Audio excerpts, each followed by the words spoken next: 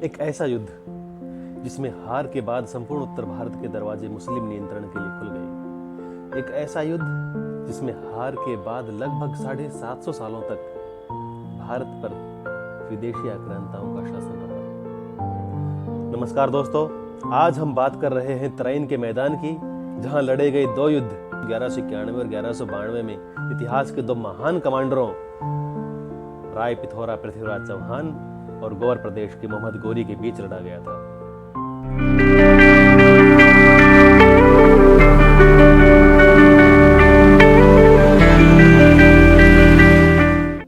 तराइन, जो कि भारत के हरियाणा राज्य के करनाल और कुरुक्षेत्र जिले के बीच में स्थित है, या फिर यूं कहें कि दिल्ली से 113 किलोमीटर उत्तर दिशा में स्थित है।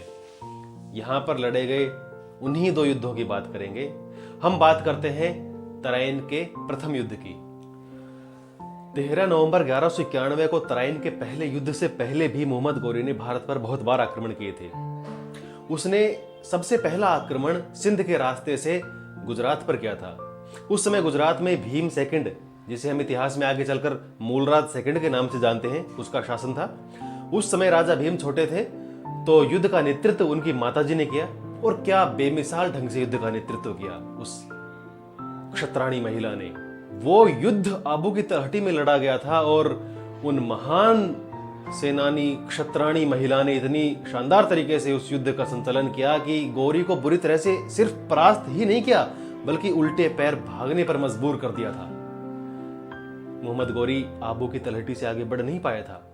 उस समय मोहम्मद गोरी को एहसास हुआ कि हम इस रास्ते से भारत पर आक्रमण करके जीत नहीं सकते, तो उसने अपने आसपास के इलाकों पर ही युद्ध करके जीतना आरंभ कर दिया।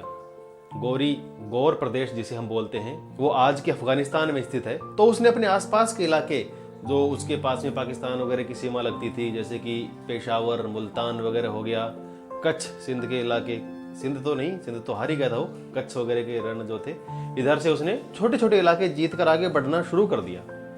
और 1186 में जो गजनवी था, जिसके बारे में हमने पढ़ा है इतिहास में, जिसने सोमनाथ मंदिर को लूटा था, उस गजनवी वंश के अंतिम शासक को हराकर लाहौर पर 1186 में कब्जा कर लिया। यह सब 1186 तक हो चुका था। और उस समय मोहम्मद गोरी की सीमाएं चौहानों की सीमाओं से लगना प्रारंभ हो गई थी। मतलब दोनों की सीमाएं आपस में टकराना या आपस में कोलिजन हो गया था कि यहां तक गजनी की सीमा है, गोरी की सीमा है, मोहम्मद गोरी की, तो ये पृथ्वीराज चौहान की सीमा है। ये सब 1186 तक हो चुका था। और 1186 से 1191 में तराइन के प्रथम युद्ध से पहले चौहानों, राजपूतों और गोरी के बीच में कई छोटी मोटी झड़पें हुई हैं, जिनको इतिहास में हम कभी पढ़ते हैं कि हमारी लोक कहानियों में 16 बार भिड़े, 17 बार भिड़े, पृथ्वीराज ने गोरी को 16 बार हराया, 17 बार हराया, कहीं जिक्र आता है कि 21 बार हराया। ये अलग अलग कहानियां हैं। लेकिन आज हम जानेंगे जो बेसिकली जो हम इतिहास में पढ़ते हैं, वो दो ही युद्ध हैं। तराइन का पहला युद्ध और तराइन का दूसरा युद्ध, जो 1191 और 1192 में हुए थे। आज हम उन्हीं युद्धों की बात करेंगे। मोहम्मद गोरी और पृथ्वीराज चौहान के बीच टसल का मुख्य कारण था कि मोहम्मद गोरी ने पाकिस्तान वाले पंजाब पर अपना अधिकार कर लिया था और वो आगे की तरफ बढ़ना चाह रहा था, जबकि पृथ्वीराज चौहान को लगता था कि ये इलाका मेरा है और गोरी उस पर जबरदस्ती कब्जा करना चाह रहा है। और हुआ कुछ ऐसा कि मोहम्मद गोरी एक इलाके पर आक्रमण करता है और उस पर अपना अधिकार कर लेता है, जिसे तबर हिंद बोलते थे। आज का भटिंडा उस समय का तबर हिंद, वहां पर मोहम्मद गोरी आक्रमण करके अपना अधिकार कर लेता है और काजी जियाउद्दीन को वहां का केयरटेकर बनाकर वापस चला जाता है। यह बात जब राजपूत राजा चौहान, राजा पृथ्वीराज चौहान को पता लगी, तो उनको बहुत गुस्सा आया और बोला कि मोहम्मद गोरी ने यह क्या किया, वो मेरे इलाकों पर कब्जा करने लग गया, उसकी इतनी हिम्मत। तो पृथ्वीराज चौहान एक विशाल सेना लेकर जाते हैं उसको सबक सिखाने के लिए। और यही बात जब मोहम्मद गोरी को पता लगती है, तो वो भी एक विशाल सेना लेकर वहां से आता है उसका बचाव करने के लिए, अपने उस किले को बचाने के लिए, तबर हिंद के किले को बचाने के लिए। और दोनों सेनाओं का आमना सामना तराइन के मैदान में होता है, जहां भीषण युद्ध होता है और पृथ्वीराज चौहान मोहम्मद गोरी को बहुत आसानी से हरा देता है, जिसके बारे में इस हार के बाद दो कहानियां प्रचलित हैं। एक कहानी तो ये कि पृथ्वीराज चौहान के साथ दिल्ली का गोविंदराज तोमर भी आया हुआ था, और गोविंदराज तोमर एक कटार का जोरदार वार मोहम्मद गोरी के ऊपर करता है और मोहम्मद गोरी बुरी तरह से हार जाता है और वो अपने तुर्क घोड़े से गिरने ही वाला होता है कि तभी कोई खिलजी सैनिक रणभूमि में आकर मोहम्मद गोरी को बचा लेता है और रणभूमि से बाहर ले जाता है और उसकी जान बच जाती है। लेकिन अपने राजस्थान में एक दूसरी कहानी प्रचलित है। उसके अनुसार मोहम्मद गोरी जब युद्ध हार गया तो उसे कैद कर लिया गया और दिल्ली में पृथ्वीराज चौहान के दरबार में पेश किया गया। दिल्ली में राजा पृथ्वीराज चौहान मोहम्मद गोरी से पूछते हैं कि गोरी बोल, तेरे साथ क्या सलूक किया जाए। मोहम्मद गोरी हालांकि अपने को छोड़ देने की, अपने प्राणों को बख्श देने की भीख मांग रहा था, वो पृथ्वीराज चौहान से कहता है कि मेरे साथ वही सलूक किया जाए जो एक राजा दूसरे राजा के साथ करता है और मुझे सहसम्मान यहाँ से विदा कर दिया जाए। वो याचना करने लगा पृथ्वीराज चौहान के साथ एक प्रकार से। तब पृथ्वीराज चौहान बोले कि ठीक है, हमारी सनातनी संस्कृति ये कहती है कि अगर हारा हुआ राजा माफी मांग ले और अपने प्राणों की भीख मांग रहा हो तो उसे माफ कर दिया जाना चाहिए और उसे छोड़ दिया जाना चाहिए। किंतु पृथ्वीराज चौहान के दरबारी और मंत्री बोले कि महाराज, ये नियम हम सनातनी संस्कृति वाले, हमारे धर्म के लोगों के ऊपर ही लागू होता है, लेकिन ये तो दूसरे धर्म का है, ये तो विधर्मी है, ये तो बाहर का है, विदेशी है, इसके ऊपर ये नियम लागू नहीं होता। महाराज, हमने इसको पकड़ लिया है, इसको यहीं तुरंत मार देना चाहिए या जिंदगी भर कैद में रखना चाहिए। और वही मंत्रीगण आगे बोले कि अगर हमने इसको छोड़ दिया तो ये फिर से लौट के आएगा और फिर से हमको परेशान करेगा। ये तुर्क हैं, ये बहुत धूर्त और कपटी लोग होते हैं, ये जिंदगी भर हमको ऐसे ही परेशान करता रहेगा। पृथ्वीराज चौहान बोले कि मंत्रियों, अगर ये लौट कर भी आया और फिर से हमला करने की कोशिश करी तो क्या हमारी तलवारों को जंग लग जाएगा? क्या हम दोबारा युद्ध करके इसे हरा नहीं सकते? जब हमने इसे एक बार हरा दिया तो 1000 बार हराएंगे, बार-बार हराएंगे, और इस बार अगर इसने इतनी धृष्टता करी तो इसको जान से मार देंगे। और तुम लोगों को युद्ध करने से डर लगता है क्या मंत्रियों? अब मंत्रियों की इतनी औकात कहां कि वो महाराज के विरुद्ध चले जाए, और वो भी पृथ्वीराज चौहान जैसे राजा की। बोला नहीं महाराज, हम डरते नहीं है, हम तो बस आपको एक सलाह दे रहे थे, बाकी जैसा आपका हुक्म वैसा ही होगा। और पृथ्वीराज चौहान ने मोहम्मद गोरी को ससम्मान विदा कर दिया। ठीक है, पृथ्वीराज चौहान के छोड़ने पर मोहम्मद गोरी यहां से चला गया, किंतु वो अपना अपमान जो उसके दरबार में हुआ था, पृथ्वीराज चौहान के दरबार में मोहम्मद गोरी का जो अपमान हुआ था, वो जिंदगी भर नहीं भूल पाया और वो दोबारा इस युद्ध की तैयारी शुरू कर देता है। इसके बारे में एक लेखक लिखते हैं कि मोहम्मद गोरी बोलता है कि मैं पूरे 1 साल तक अपने घर नहीं गया, अपने बीवी बच्चों को नहीं देखा, जितनी कठोर जिंदगी जी सकता था उतनी कठोर जिंदगी जीता है। और वो अपने कबीले के दुर्दांत आक्रमणकारियों को इकट्ठा करता है, एक बड़ी भारी फौज बनाता है और दोबारा से तबर हिंद, जिसे आज बठिंडा बोलते हैं, उसकी तरफ प्रस्थान करता है। फिर होता है तराइन का द्वितीय युद्ध। इस बार मोहम्मद गोरी कूटनीति से काम लेता है और वो अपना एक दूत पृथ्वीराज चौहान के दरबार में भिजवाता है और कहता है कि मोहम्मद गोरी फिर से युद्ध करने के लिए आ रहा है। अगर पृथ्वीराज को अपनी जान प्यारी है तो अपनी हार स्वीकार कर ले, अन्यथा उसके राज्य को नष्ट भ्रष्ट कर दिया जाएगा और उसको जान से मार दिया जाएगा। पृथ्वीराज ने बोला कि तुम दूत हो और सनातनी संस्कृति ये भी कहती है कि दूत का अपमान नहीं करना चाहिए, वरना तुम्हारा सर धड़ से यहीं की यहीं अलग हो जाता।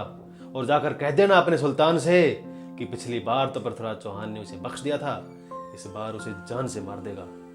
इसलिए अपनी जान प्यारी है तो जहां है वहीं से लौट जाए, नहीं तो पृथ्वीराज चौहान इस बार बख्शेगा नहीं उसे। उसके बाद पृथ्वीराज चौहान फिर अपनी सेना लेकर आगे बढ़ता है और उन दोनों सेनाओं का आमना सामना एक बार फिर से तराइन के मैदान में होता है। लेकिन इस बार मोहम्मद गोरी छल से काम लेता है। वो अपना एक दूत फिर से महाराज पृथ्वीराज के पास भेजता है और कहता है कि राजन, हकीकत में गौर प्रदेश में मेरे भाई का शासन है, वहां का राजा मेरा भाई है और मैं उसका सेनापति हूँ। जब मेरे भाई को पता लगा कि मैं आपसे हार कर वापस लौट रहा हूँ तो गुस्सा हो गया और उसने मुझे जिंदा जमीन में गाड़ देने की प्रतिज्ञा ले ली। तो मैं डर से वापस लौट आया। तो मेरा आपसे निवेदन है कि मुझे कुछ दिन यहाँ बैठे रह लेने दीजिए, मेरे भाई का गुस्सा शांत हो लेने दीजिए, उसके बाद मैं वापस गौर प्रदेश लौट जाऊंगा और मैं आपको यह आश्वासन देता हूं कि मैं बिल्कुल भी युद्ध नहीं करूंगा। पृथ्वीराज चौहान मोहम्मद गोरी की यह बात स्वीकार कर लेते हैं, लेकिन वो वापस दिल्ली नहीं लौटते। वो एहतियातन वहीं बैठ जाते हैं अपने तंबू लगाकर कि अगर ये आगे बढ़ने की कोशिश भी करेगा तो हम इसको यहीं कुचल देंगे और दिल्ली नहीं बढ़ने देंगे। और हकीकत में मोहम्मद गौरी शुरुआत के दिनों में कोई रिएक्शन भी नहीं देता और राजपूत सेना इस बात से आश्वस्त होगी कि इनकी इतनी औकात और हिम्मत नहीं है कि पृथ्वीराज चौहान जैसे बड़े राजा से टकरा जाएंगे। बस इसी प्रकार से दिन गुजरते रहे, परंतु चौहानों की कुछ और भी दिक्कतें थी। एक तो उनका आंतरिक कलह थी, राजधानी में या जगह जगह पर बगावतें होती रहती थी क्योंकि बड़ा साम्राज्य था, और दूसरा उनकी सीमाएं 3 जगह से, एक तरफ गहड़वालों से, एक तरफ चालुक्यों से और एक तरफ चंदेलों से लगती थी, और तीनों ही चौहानों के शत्रु थे। इन सब वजहों के कारण पृथ्वीराज चौहान तराइन के दूसरे युद्ध में या तो अपने बेहतरीन और ढंग के जो तगड़े सेनापति थे उनको युद्ध में लेकर ही नहीं गया, या फिर लेकर भी गया तो उन बाउंड्रीज की सुरक्षा के लिए उनको वापस भेजने लग गया। धीरे धीरे करके उसने अपनी सेना कम करनी शुरू कर दी और खुद एक बहुत थोड़ी सी सेना लेकर वहीं बैठा रहा। और चूंकि मोहम्मद गौरी कोई रिएक्शन ही नहीं दे रहा था तो वो लोग निश्चिंत थे कि ये चला जाएगा थोड़े दिन में और इसके जाने के बाद हम लोग वापस दिल्ली पहुंच जाएंगे। किंतु धोखा अभी बाकी था। कहते हैं कि सर्दियों का समय था और मोहम्मद गौरी अपने सैनिकों से कहते हैं कि आज रात खूब आग जलाई जाए, अलाव जलाया जाए, ताकि दूर से अगर दुश्मन देखे तो उसे लगे कि सैनिक आग ताप रहे हैं, और खूब सारी आग होगी तो ये लगेगा कि सारे के सारे ही सैनिक आग ताप रहे हैं। उस दिन बहुत जोरदार अंधेरा था, खूब आग तपाई गई और उस अंधेरे का फायदा उठाकर मोहम्मद गौरी भोर के समय एक सुसंयोजित हमला करता है। और राजपूत तो निश्चिंत थे कि इस तरह से हम पर हमला हो ही नहीं सकता। तो ये लगभग भोर के समय की बात है जब आधी सेना जगी हुई थी और आधी सेना सो रही थी, और जो जगी हुई सेना थी पृथ्वीराज की वो भी अपने नित्य कर्मों में व्यस्त थी।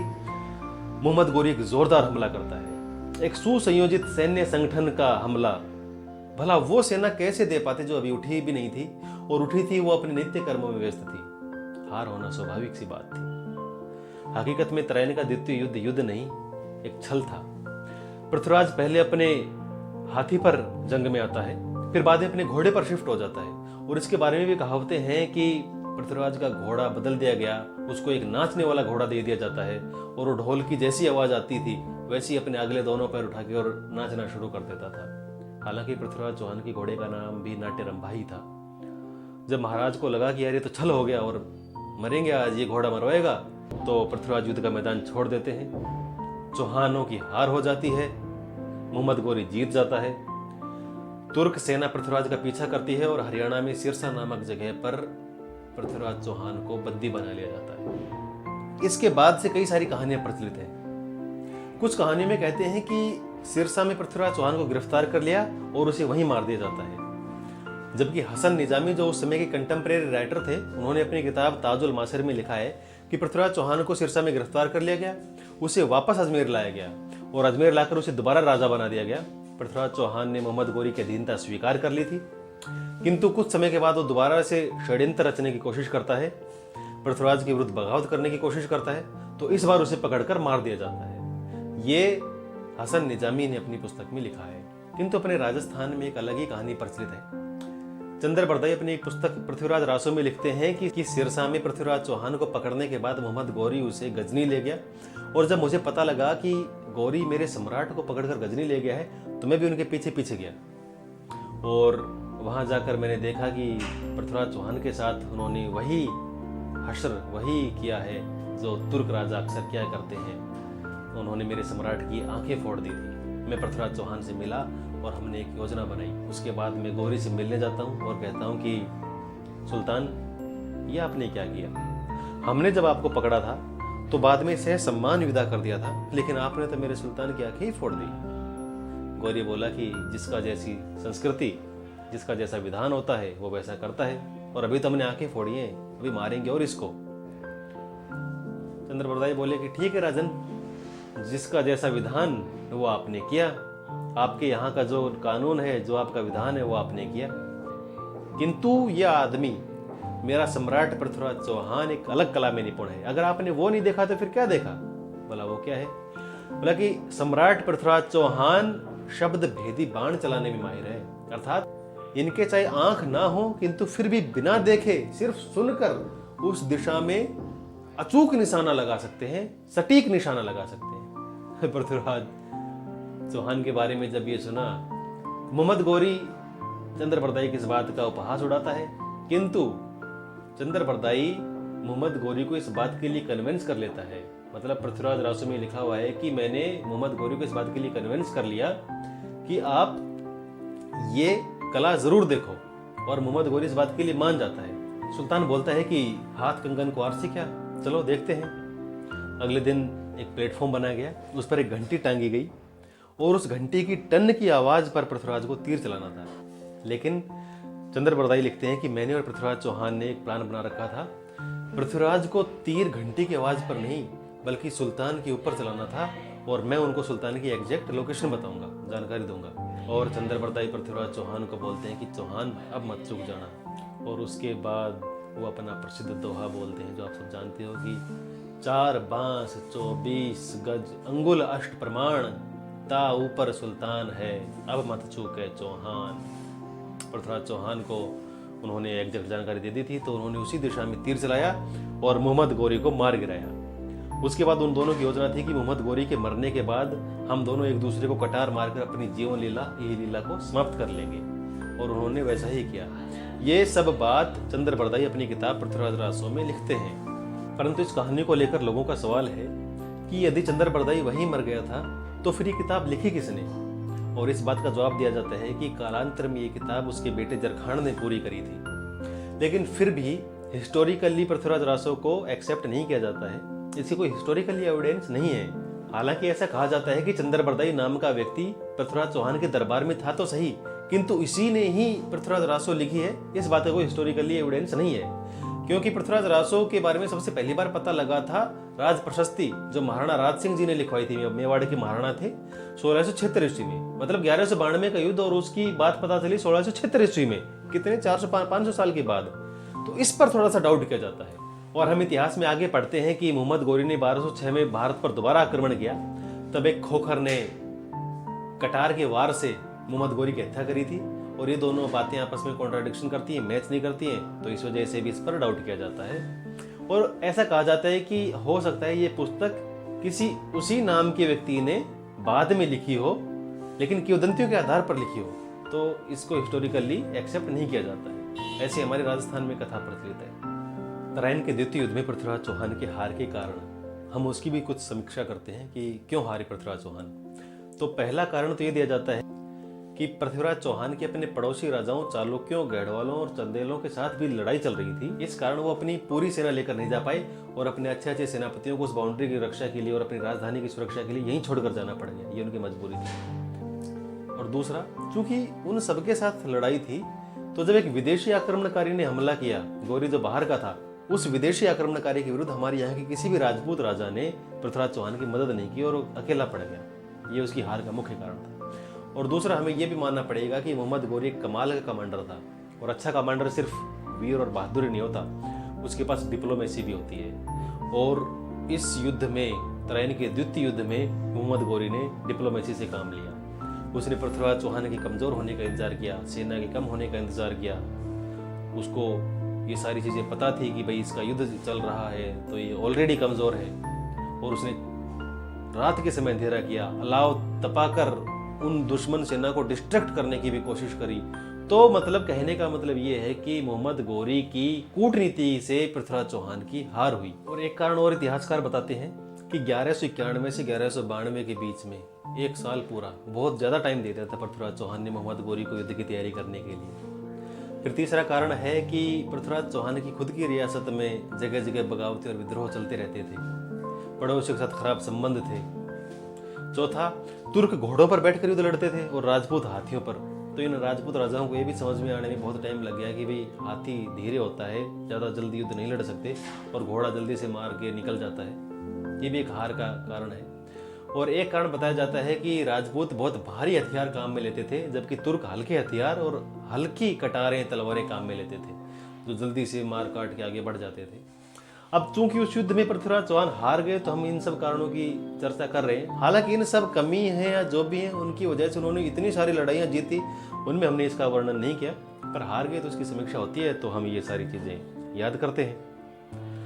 अब हम देखते हैं कि इस एकमात्र युद्ध के हार जाने के कारण भारत पर, हमारे देश पर, हमारी संस्कृति पर इसका क्या परिणाम पड़ा। तो तराइन के द्वितीय युद्ध के परिणाम, तो तराइन के युद्ध का परिणाम यह पड़ा कि पृथ्वीराज चौहान जैसे बड़े राजा को हराने के कारण जो मोहम्मद गोरी के उत्तराधिकारी थे उनको दिल्ली पर शासन करने में ज़्यादा दिक्कतें नहीं आई। इस युद्ध के बाद राजपूतों की राजनीतिक महत्वाकांक्षा कुछ समय के लिए समाप्त हो गई। तीसरा एक असर यह भी मान लो कि इस युद्ध के बाद कोई हिंदू राजा दिल्ली का शासक दोबारा नहीं बन पाया। हेमू 3 दिन के लिए बना था, लेकिन उसको छोड़कर कोई भी हिंदू राजा दिल्ली का शासक 1947 तक नहीं बन पाया। और चौथा, तराइन के द्वितीय युद्ध के बाद विदेशियों ने भारत पर शासन किया और वो सिलसिला लगातार 1947 तक चलता रहा। हमारी जमीन, हमारे लोग, लेकिन शासन विदेशियों का, ये लगातार चलता रहा। तो ये तराइन के द्वितीय युद्ध का परिणाम था।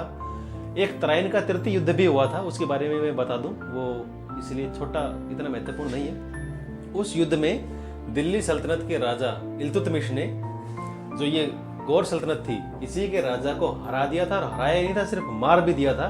और उसको मार के जो मध्य एशिया की राजनीति थी उसको अलग कर दिया था और भारत को अलग कर दिया था। और दिल्ली सल्तनत की एक स्वतंत्र राज्य के रूप में स्थापना हो गई थी। मतलब हम लोग उस राजनीति से फिर अलग हो गए और हमारी दिल्ली सल्तनत एक अलग से विस्तार होता रहा। इसका आगे दिल्ली सल्तनत बन गई, फिर अलग अलग डायनास्टी, खिलजी वंश, तुगलक वंश, मुगल्स के बाद ये अंग्रेज, ये लगातार चलता रहा।